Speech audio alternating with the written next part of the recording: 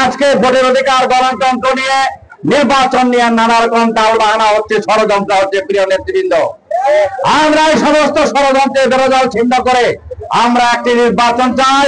এই বাংলাদেশে একটি গণতান্ত্রিক নির্বাচনের মধ্য দিয়ে জনগণের ভোটের মধ্য দিয়ে একটি সরকার নির্বাচিত হবে। সেই সরকার জাতীয়তাবাদী হলে হোক, অন্য কারো হোক, সেটি কোনো আমাদের আপত্তি নাই। আমরা গণতন্ত্রে বিশ্বাস করি, মানুষের ভোটের অধিকারে বিশ্বাস করি। তাই আজকে আমি বলবো, এই সরকার আজকে নানা রকম বৈষম্য বিরোধী আন্দোলনে যারা জীবন দিয়েছেন তারাও আজকে রাজপথে ছিলেন, তারা এখনো রাজপথে আছেন, আমরাও পথে আছি। এই সরকার কিন্তু সঠিক নির্বাচনের পথে এগুচ্ছে বলে আমার মনে হয় না। তাই আজকে আমি স্পষ্ট করে বলতে চাই, এই অন্তর্বর্তীকালীন সরকার যদি এই নির্বাচন নিয়ে কোনো তালবাহানা করে, কোন রকম প্রচার করে, তাহলে আমরা যেইভাবে এই স্বৈরাচার শেখ হাসিনার পতন ঘটিয়েছি, একইভাবে আমরা আন্দোলনের মধ্যে দিয়ে আমরা নির্বাচন আদায় করবো। একইভাবে আমরা নির্বাচন আদায় করব।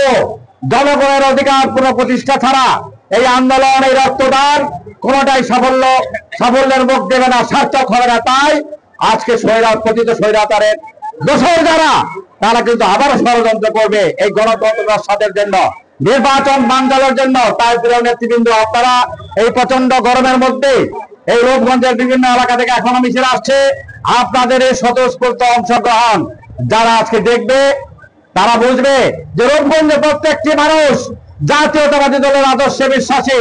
আমরা ঐক্যবদ্ধ, আমাদের শক্তি অটুট। আমরা ঐক্যবদ্ধ ছিলাম, আমরা ঐক্যবদ্ধ আছি, আমরা ঐক্যবদ্ধ থাকবো আমাদের জাতীয় প্রয়োজনে।